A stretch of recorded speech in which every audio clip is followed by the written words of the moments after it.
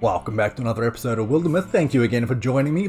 Picking up right where we left off here, Houses in the Heights. And it looks like each of these little stories are by different storytellers, so shout out to the content creators here, the writers for this. There's some very interesting dialogue, some very interesting storylines, some very interesting choices. We haven't had that many interesting decisions to be coming through just yet. Obviously we could have thrown away the dagger, we would have seen what the dagger was, maybe it was a tier 2 or tier 3 dagger.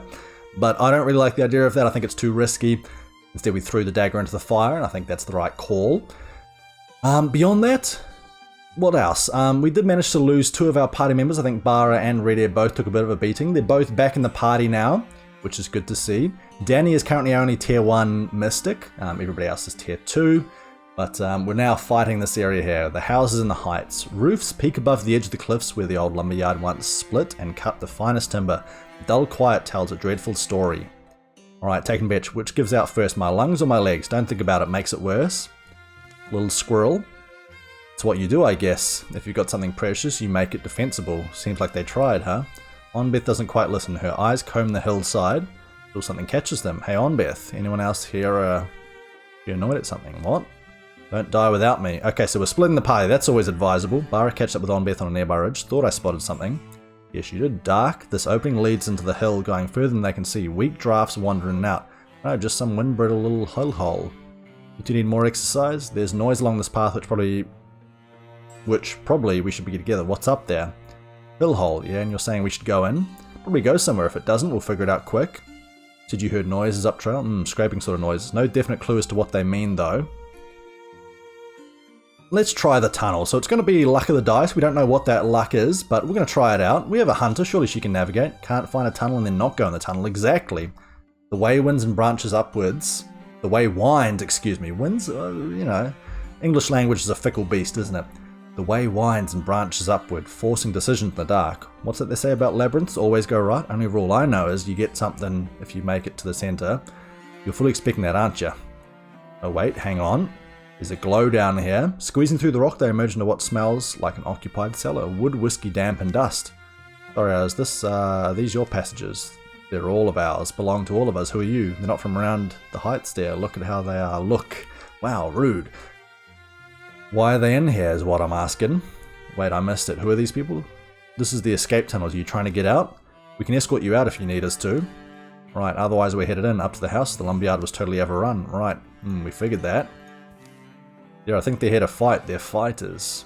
Oh, and this is a clever move. You're attacking from the tunnels. Not intentionally, just wandering around, more or less. Bet you're glad I convinced you to stay. We've got to meet these heroes. They're not going to like you if you talk about them while they're standing there. He's a bit of an enthusiast. Can't do more than throw a few badly aimed stones myself. But you were right before. We're not familiar with the tunnels. Can you say where we'll get to if we keep going? Oh, lots of places. I just realised whose diary you're holding. I can draw you to the way of our old home though. We left it locked, so it might be a safe exit. Let me find a scrap of something. He scribbles from memory, tucks the pencil back in his shirt. Yes, so look. Generations of diggers made it all. Our ancestors, my mother led a project herself. Huh. We've get the majority of our low roads clear. Let's take it slow until you get used to the carve of them. But they're a decent stroll, especially when the weather's rough. We should say thank you. You managed to come up in our house. There's a chest. Brown wood box. We had a village protector long ago. It's been many years now. If you can use that weapon, take it.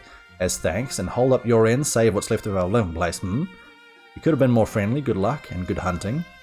Map's lines snap the tunnels into place, and as hoped, they find a snug room. It smells of paper and wax. We're popping out of the wardrobe.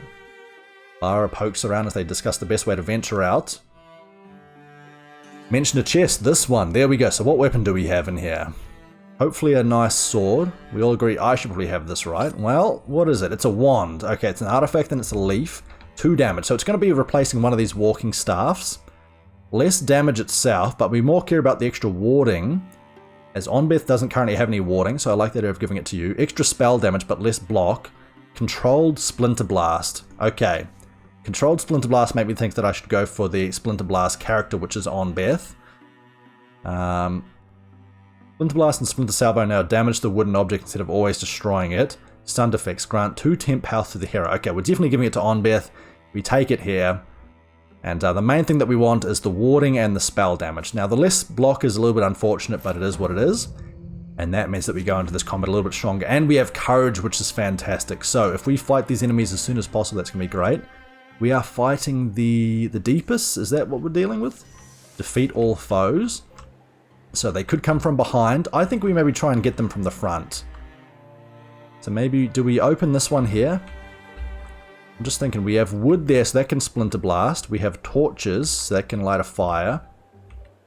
I don't really want to open both doors, though. I don't really know how many enemies are going to be out there. So I think we actually get everyone prepared over here. Like so. Danny can go over to here. They shouldn't have hurt us. So they shouldn't be ready to take any actions against us. I'm going to move you down there. So we've boxed up our people. And that means that everyone surrounding Onbeth gets extra little bonus damage there. So we're going to wait again. They're not trying to break through. Perfect. So, did you open that door or did we? I did apparently. Somehow. Clicking on something. So we... Oh, you can shoot? Oh, you're not currently wielding your axe. That's what we want to do. Okay. So the mush rocks, I don't know if we can get in here as a thing. But what can you do? What can you interfuse with? Here. That's a splinter blast opportunity. And I think that's what we want to go for. That's 4 damage. That's a lot of damage. And probably a good amount of shredding here too.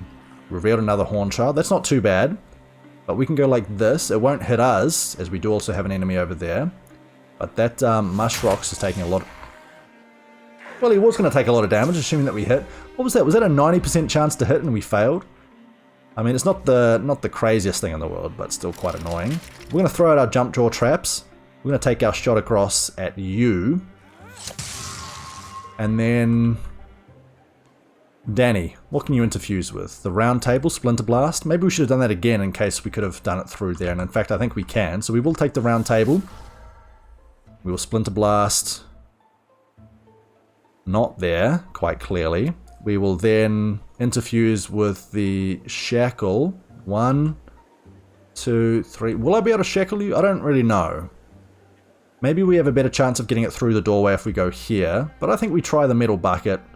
Splinter blast there. The lantern's not going to work. The bed's too far away. Constrict. 6 range. 1, 2, 3, 4, 5, 6. No, that's not going to work. 4 range. 1, 2, 3, 4. Let's try the bucket. See if it works for us. And indeed it does. So we pinned you. That should hopefully means that you don't get a move forward. Which actually means we will swap you back to our crossbow, and we'll take a shot at you. And that's actually huge damage there. So now our melee unit is now a great ranger, and he blinded him because he stunted too. So we should pin you. That's 4 damage now. The slinger shouldn't get an attack for a very long time. And that was just a great course of action there for us. So we can actually just splinter blast you both again. And now we do some great damage to you both. Now, Red Air, what happens if we swap weapon? We definitely want to take you out here, so I think we go for the shot. But maybe we throw out a jump jaw. No, we save the jump jaw, we just take the shot. 100% chance that finishes you off. 7 damage is huge. The Chosen is going to come out here, so I wonder if we can leap over here. Leaping here gives us multiple attacks, because remember, Red Air, which we haven't really used that much, has Battle Dance. Melee attacks only cost Red Air 1 action. So we leap over to here. We now go for our strike, and that kills you, which is fantastic. Now we move you across to here, and we can use our bucket with a discus there maybe. But I think we will lose some of the inspired damage, so we interfuse with this. We then give ourselves extra warding and armor. We can shackle, so we could pin you. Or we just go for the damage there. I think we just go for the damage, because there's a 50% chance that we stunt, which might actually get the kill anyway. No such luck, but still good damage nonetheless. And then I think we just Guardian. Oh, you know what? We move in front because you've got 4 armor. We want you to take the damage if possible. And there we go. All you did was shred armor and knock us back a little bit. Now we can just decide, hey, why don't we just move you up to here, take a shot at you, and then we'll see if this ends the combat. Stunt for extra damage. Fantastic. Does it end the combat? Yes, it does. And that should mean at least 1 level up, possibly 2. No, nowhere close for Onbeth. Okay. Bloodhorn Mystic, level 2. You can see the levels that you can get up to as well. Endurance. I do love just the passive armor and warding. It is fantastic. And I think that's exactly what we're going to go for here. Just the extra chance to not die, as currently Danny doesn't have much armor or block at all there, so making you a bit tankier. We have a great sword. What do we want to go for? We could replace that, less flanking damage but more just raw damage if we have minus ×2 flanking damage. But that doesn't really matter, does it? Because if you're doing double damage anyway, then it doesn't matter in any case. We could also go for one of our swords onto one of our mystics, which isn't a terrible idea. Because it's definitely not worth upgrading over the Emberjaw, which is basically the same except we reduce our shred. I think we either go for that or we could just get an ingot. No, I feel like replacing our knife is worth it. Hopefully that doesn't mean that we lose some movement speed. Yeah, let's go for it. Big sword there. You get the sense that the forest grieves. Be nice if pulling out that thorn would close the wound, huh? Sadly, it doesn't work that way. And by that you mean just that when you're cut, you need time to heal. Same with everything. Yeah, wound needs time, but also tending, right? I guess all I mean is let's not let infection creep in. So we got to heal this place if we can. So the deepest is finished off. And we can see that the monster deck is going pretty nasty there. Locate Tele Foundry, which is going to be down there. We have to build the bridge and get over it. Now, we are going to get another Calamity card coming through, so I think we definitely build this. We'll go for finding an item. We'll do it with both of you two, as you Mystics have the extra bonus there. So 35 days for that.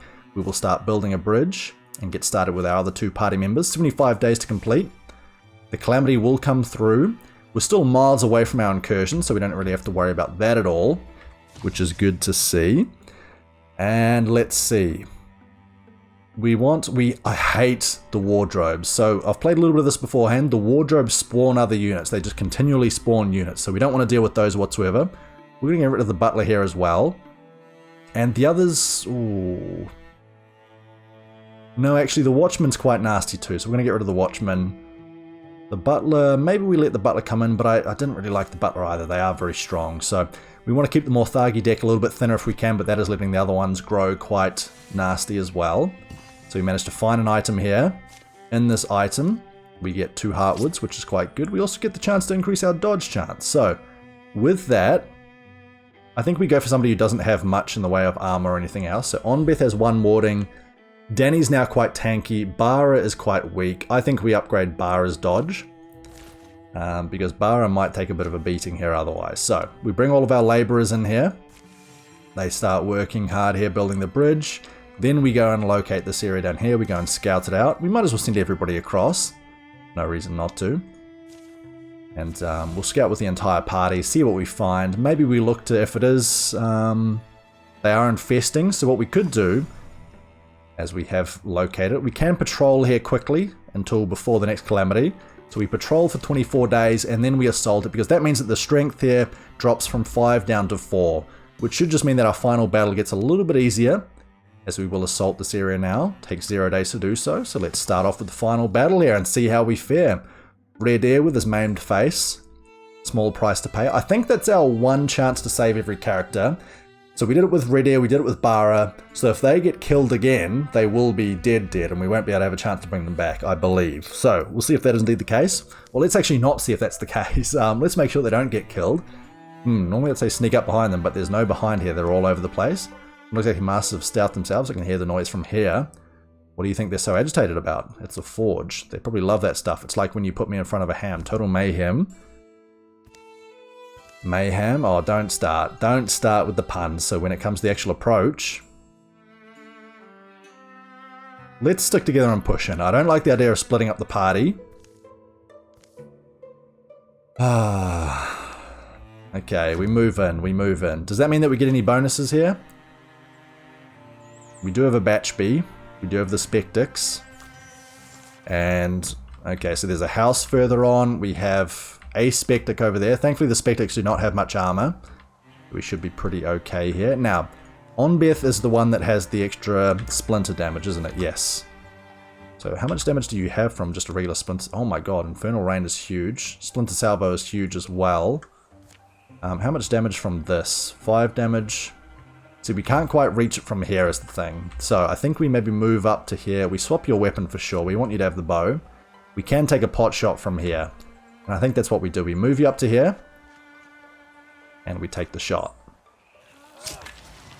Beautiful. That's what I like to see. Bara, more of that, please. Okay, we move Red Air up. We move Onbeth up to here. Danny moves over as well. Actually, let's quickly just interfuse with something that's far enough away that we can maybe see an enemy up further. Not yet, but we just keep moving. And you know what? If we don't see any enemies, why don't we just move you even further? Now we can interfuse with this tree. And we don't see anybody, so I guess we just wait. Onbeth can move up a little bit further.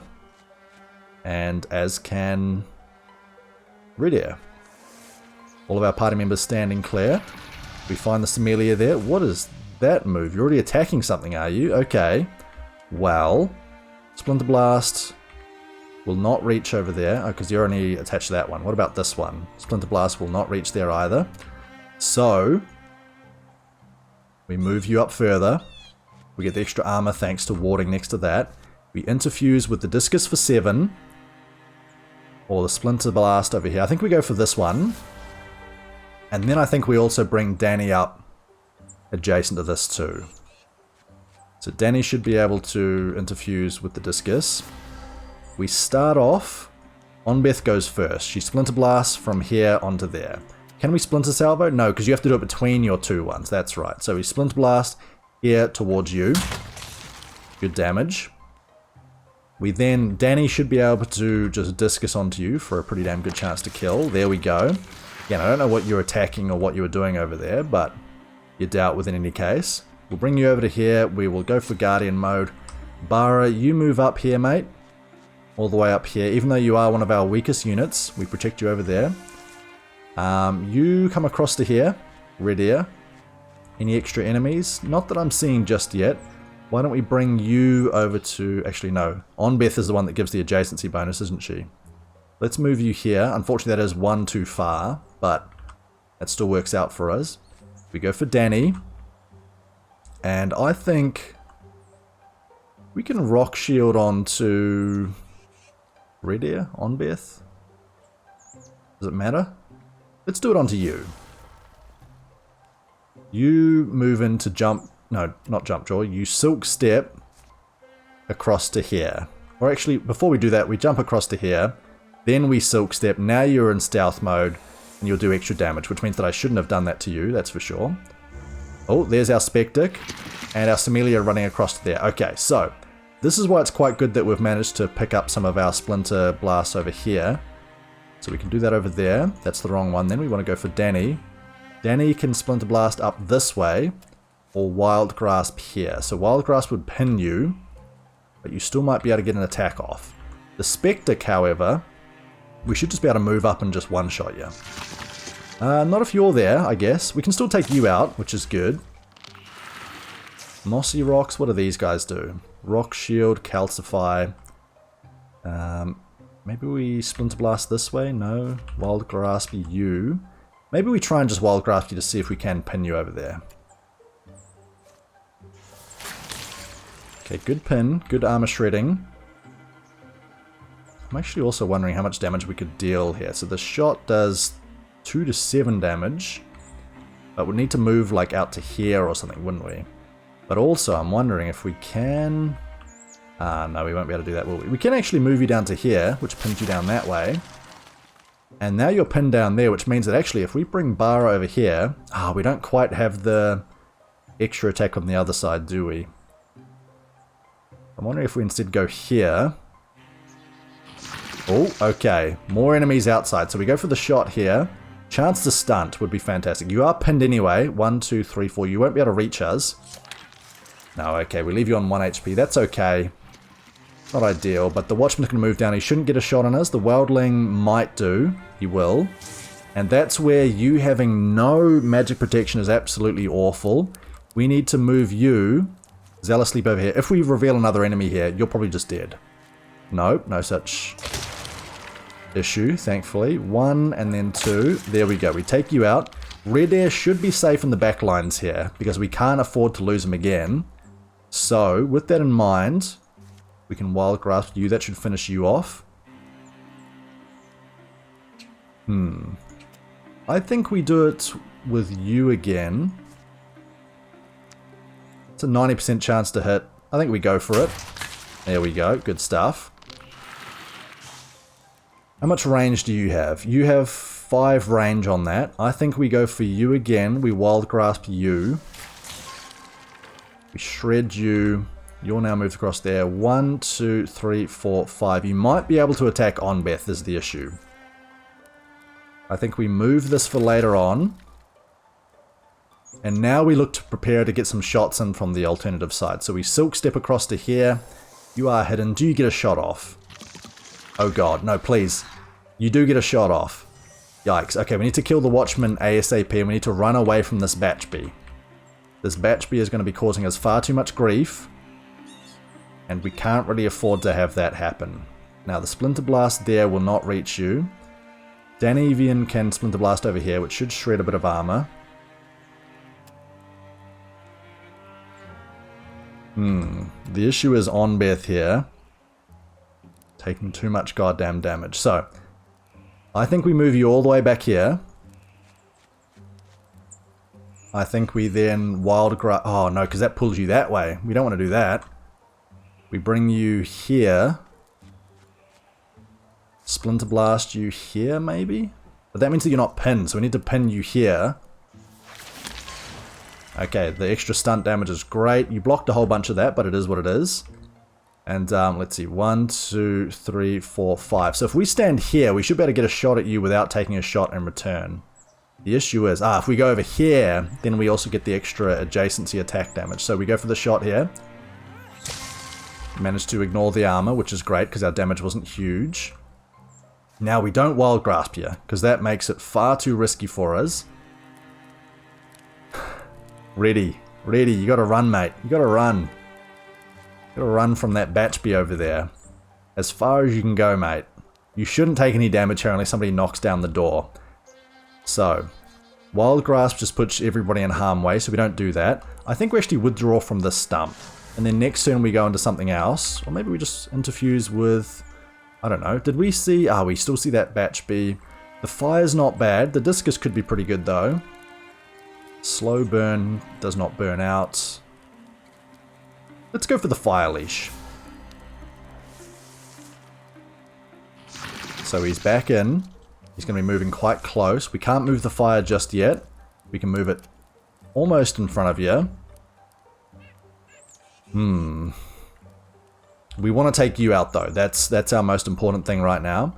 Now if we move here, we should then be able to Zealous Leap over to here. And I think that should keep us far enough away from you to not take any damage. What's your range? 6 to 8. So you have to be right adjacent to them. So let's move up to here. Let's then leap over to here. And that should almost kill you here. Please no. We can't afford to have this happen to us. Oh no. That is almost the kill onto you. What about the Splinter Blast? Does that finish you off? It shreds you. The Wild Grasp does more damage and it brings you across to the other side. And the pin damage. I didn't even think about the pin damage actually. So that's pretty good. Now, we move you over to here. And this should be a 100% chance to remember the name. But Bara should finish you off. Thankfully, 100% chance. Now, what we would love is again a chance to actually pin you. I don't think we can do that with anything down here except for this tree sapling here. Now, who's still to go? Just Onbeth, who does have the fire leash there. Maybe we... What can we actually... We withdraw from this tree for now. We interfuse with what? A discus? Does that give us the range necessary? What's the range of the fire leash? It actually might do. If we interfuse with the discus, do we then have a shot at you? We do indeed. So we take a little bit of a shot there. A little bit of damage while you're far away. Oh god, okay. I thought for sure we were going to find somebody there. Search. Oh, you're still trying to find us. Okay, great. In that case, let us bring Danny a little bit closer. Let's move you... Now, let's just move Danny up to here. Oh, if we go a little bit closer, then we can reach this one too. So let's go over to here.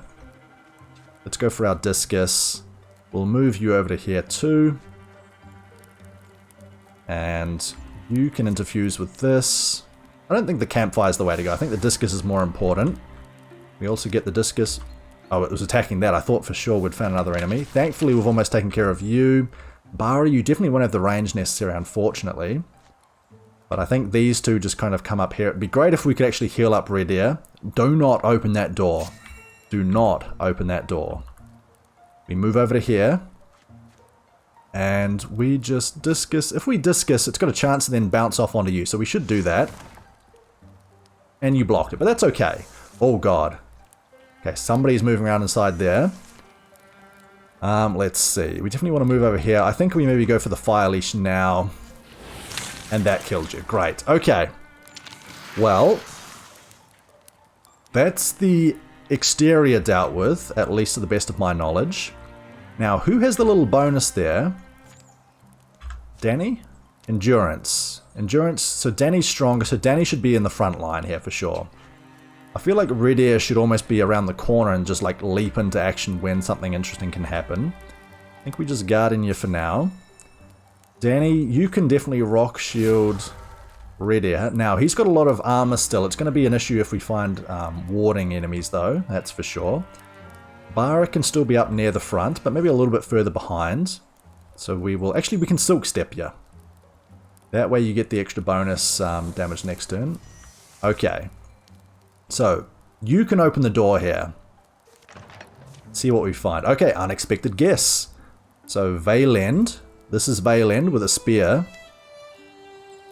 So, this must be the Morthagi that was getting chased beforehand who told us to run. I told you to run. There we go. There you go. So the rest of them are now attacking him. Hey, I can fight, but one spear isn't going to take these down. Get in here and help us. So we're attacking. We've got 3 enemies, a watchman. So 2 enemies. Oh, you do physical. You do magic. You do physical. Where is our enemies? Oh, we control them, which is good. One of them must be here and one of them... Oh, one of them's right there. Okay. Well, good news is that you do have very little armor. Scalding Rain can do some magic damage and shred for a bit too.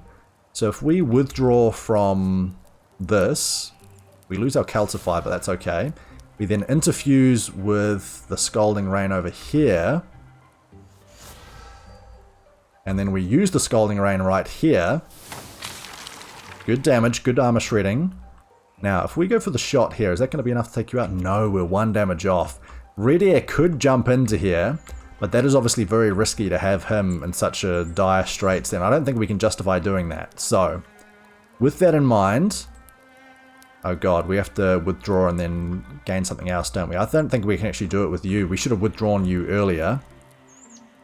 That means that we have to focus on you. So either we run up here and start attacking you, but we can't attack from this area. We run back and try and attack you. Or we just run you all the way back and Vaylend starts becoming our tank up the front. And that honestly might be the best bet. I'm really interested in trying to get you, but I don't think we can justify that. Unless we go like here. Will you be able to attack you from here? I don't think you should be able to... Oh, no, okay. How much damage do you do, though? 5 damage. Maybe we guardian you here? I think we undo that action now that we know where you are. And I think we maybe move you a little bit further across, because what's your movement there? 1, 2, 3, 4, 5, 6... No, we should be able to move over to here and then guardian in this area. And you have a little bit of extra range with that spear, which is fantastic. The fire leash is not going to be useful. The discus is not going to be useful. But what will be useful is if we withdraw from the discus, if we move over to here, we inspire you, we give Bara 1 extra damage. Bara should now be able to get the shot onto you, which does enough damage to kill you. And that's all that we were looking for the most part. Who still has an action as well? Red Air, of course he does. Bara has a little bit of warding, so she's okay. I think we bring you across over to here. Oh no, undo, undo. We can't do that. Okay, that's our last undo, because we only had the damage by staying in this exact spot. So we finish off the Watchman. That's 1 less enemy attacking this turn. And mate, you just need to come over to here and make sure not to get attacked by anybody here. So you, Guardian... Vaylend can be our melee unit from now. Oh, you managed to block the magic damage, which is great. Okay. We cannot see our enemy over there, which is unfortunate, but if we move up to here, Again, the issue. The issue being we have infused with items over here, so if we shark trap, we can throw some traps out this way. If we withdraw from here, then we can then interfuse with something like this. So I think we go for the coat rack and see if we can find the enemy. But I feel like he's right over here, right? We can't Splinter Blast. Valand could move across to here, but he has to move through the fire. He could move over here. I think he maybe just moves. Is this partial cover? It is partial cover. So maybe he just moves over to here. You are hidden. We haven't seen the other one just yet. We go for the Guardian here, I believe. Bara, have you used your last jump jaw traps? No, you have not. So I think you come over to here, and I think you throw down your jump jaws over here, because you're unlikely to go through the fire. And then you can silk step behind the coat rack. Onbeth needs to stay pretty far back, but you can still interfuse with something in here, such as our box. And then probably just hide over here as well. And then Davian can probably just sit over to here. We could go for the shark trap, and why not actually? We'll just go down here, just in case. That way we can do something with this too. We've got a lot of traps everywhere. Onbeth, you just wait. Red Air, you absolutely just wait as well. This is tricky. There's the Wildling, and he gets trapped, he gets pinned. Does he get the attack? He fire belches on Wayland, who takes a bit of magic armor. Thankfully, there's no fire underneath him. So Spectic's moving that way. We go for the attack here. That's not quite enough to take you out. We go this way. We still don't quite have enough damage. Now, if we Splinter Blast you, that's not enough reach. We move Danny in. We can constrict you, though. We constrict you. That attacks you from this side. It should mean that we'd be able to go up to this side and attack from here. You have so much armor that I don't fear an attack from this Spectic. 3 to 4 damage is absolutely child's play. We take out the Wildling. That's one enemy down. And we should just have the Spectic left. And that should be basically everybody dealt with, I do believe. And Bara will also be able to withstand this shot too. So let's go over to here. 84, 85% damage. Ignores the armor as well. And we can't go for the Splinter Blast. Can we get Red Air in there and do the damage? No, we can't. I was thinking maybe the Zealous Leap would get us there. It won't. Onbeth is there. Danivian's already gone. We withdraw from the box. And I think we can actually just stand here, because I believe Bara should be the only one that's within range of being attacked. I don't think they can move through Bara. And what do we have here? We got Interfuse. Fire Leash, Withdraw, Extinguish Lamp. Let's just interfuse with this cabinet for later on. But this is your turn. You're going to probably come and attack Wayland. You did indeed, and we should just be able to take you out now. So we'll let Wayland get the final blow. Red Air again, mate. We can't lose you. Stop taking so much damage. We really want to give you some more armor and tankiness there, that's for sure. Onbeth gets another level up. She's now level 3 though, which is fantastic. Cinder's Grief. Great Spear. Tier 1. So we could lose the Shred, but we get extra range for this one. I do like the extra range on our attacks as well. Don't get me wrong. But the Ember Jaw... losing the Shred is a little bit risky. You know what? I think we take it. I think we take it. Although giving it to Danivian would be quite good. Nah, we're switching it out here. Tier 1 Great Axe. We switch it across to the extra range. 1 less Shred. More stunt damage. Cinderworld's Grief, and we get extra health. Health is very important. We need to give it to one of our party members. Unfortunately, the one that we probably would want to give it to is Bara, but I don't think we will. I think we give it to our frontline unit there, Red Air. He seems to be taking a lot of damage, so extra health should be quite useful. Onbeth will counterattack after a successful melee block or dodge. Don't really care for that one. Inspiration range increases for +1/+2. Also grants +1 warding to all allies within range. Not too bad. When allies stand adjacent to an interfused object, they gain +1 bonus damage. Not too bad. And Indignance as well. Presence is charged against her foes, dealing 2 true damage to hostile creatures who enter adjacency with her for any reason. So actually, we do have quite a bit of potency on Onbeth, so why don't we try the Indignance? We don't really want people to be getting close to us, but if they do, we can do some damage to them. The issue is that's quite a reactive one, whereas I really want a proactive means to deal damage. Sorry I couldn't have been more help. I don't fight quite like I used to. That's alright. Most people don't even try to help. Could have gone worse, you know. So that's the one that tried to tell us to run. It barged in here and tried to hide behind the furnace. Why would they go after their own kind like that? They wouldn't. There's something different about this one. I want to keep it around and see if I can compare it to the other more thuggy. So maybe I'll put it where the door knocker shelf used to be. Do you think you could help me drag? Sure.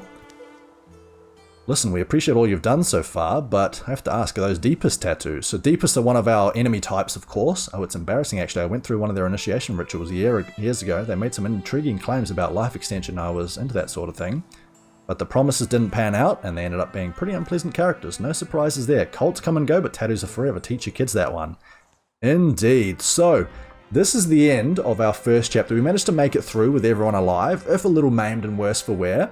Oh, that's still good to see. We get a lot of heartwoods, hides, ingots, or a few ingots, and fabric. So we're not going to be able to build that many in terms of, you know, melee weapons, but bows and that sort of thing should be quite possible. Spell threads as well.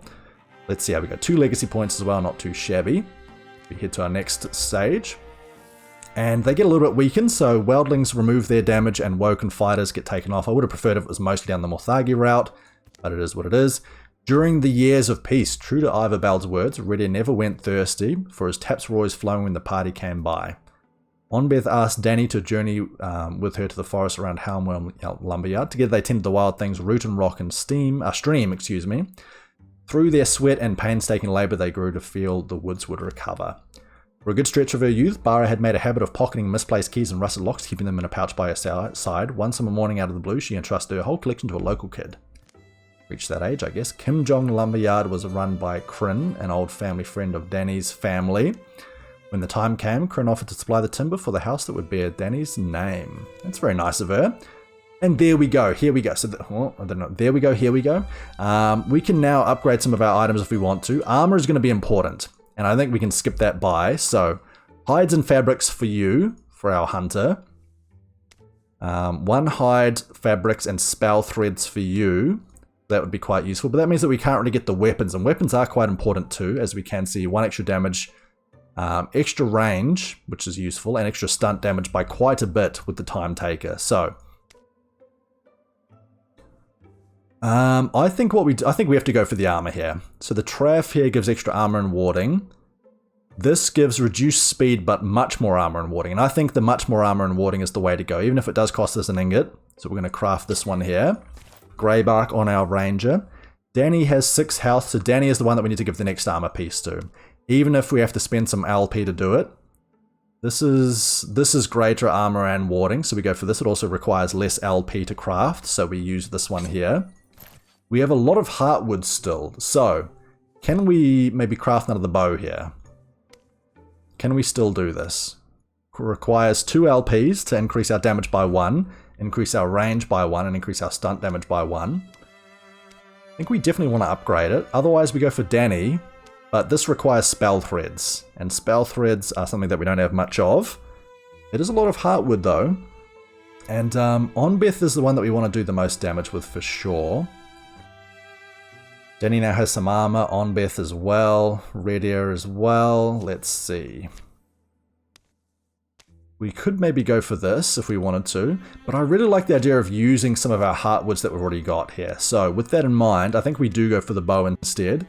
And I think now we maybe switch it across to our regular bow, just for the extra stunt damage. And that also reduces or requires less of our LP. So let's go for this, requires a lot of our heartwoods. And I think this will be basically our last upgrade for now. So level 2 bow. Level 1 staff, level 1 wand, and level 1 greatsword, plus the extra crossbow there. So all things considered, not too bad. Not too shabby at all.